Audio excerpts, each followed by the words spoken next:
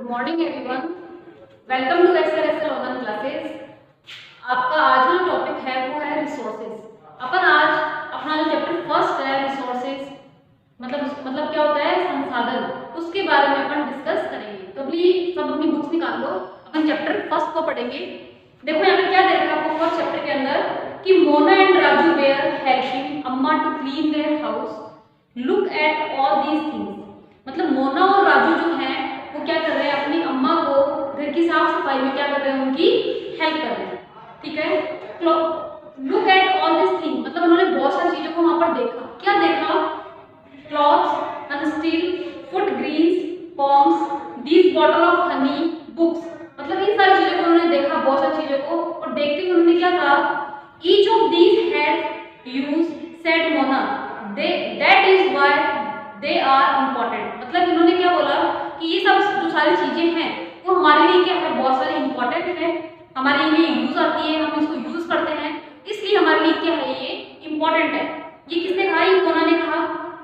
ठीक है, सेड अम्मा, उसकी अम्मा ने क्या बोला, दीज आर रिसोर्सेज। उसकी अम्मा ने क्या कहा, रिसोर्सेज, कि ये क्या है, हमारे लिए रिसोर्सेज है।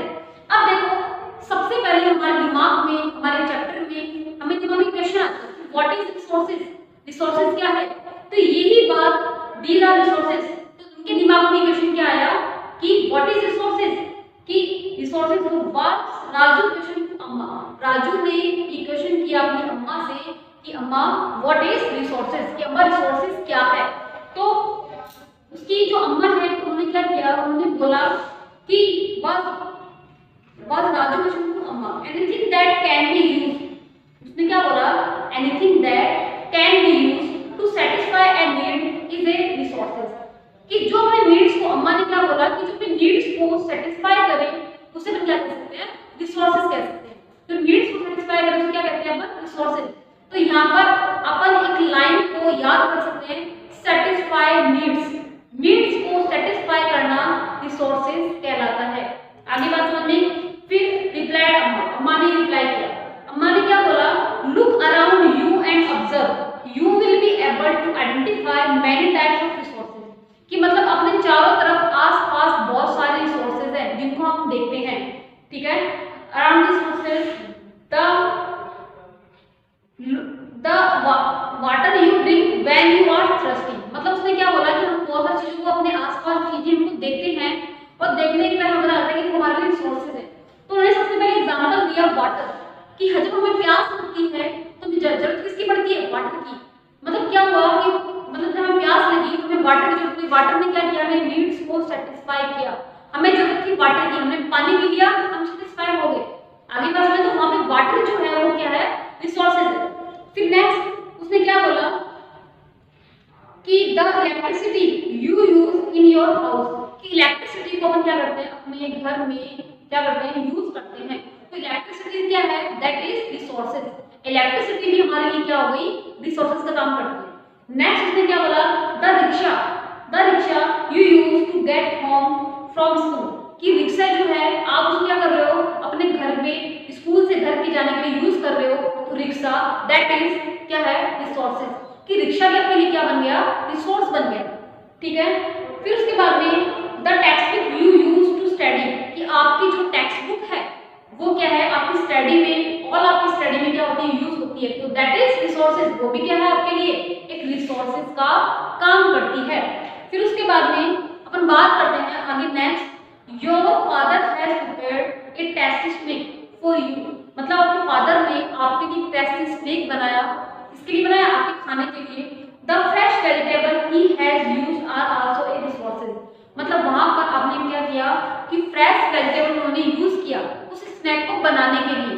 तो फ्रेश जो वेजिटेबल है वो आपके लिए, उनके लिए क्या बन गई, रिसोर्स बन गई। क्योंकि जब आपको भूख लगी, आपकी भूख की नीड को शांत करने के लिए, सेटिस्फाई करने के लिए आपके फादर ने क्या बनाया आपके लिए, टेस्टी स्नैक बनाया। तो टेस्टी स्नैक जो है वो क्या बन गया आपके लिए, रिसोर्स बन गया। तो वहां पर आप वेजिटेबल को रिसोर्स के रूप में यूज कर सकते हो। आगे बात समझ में।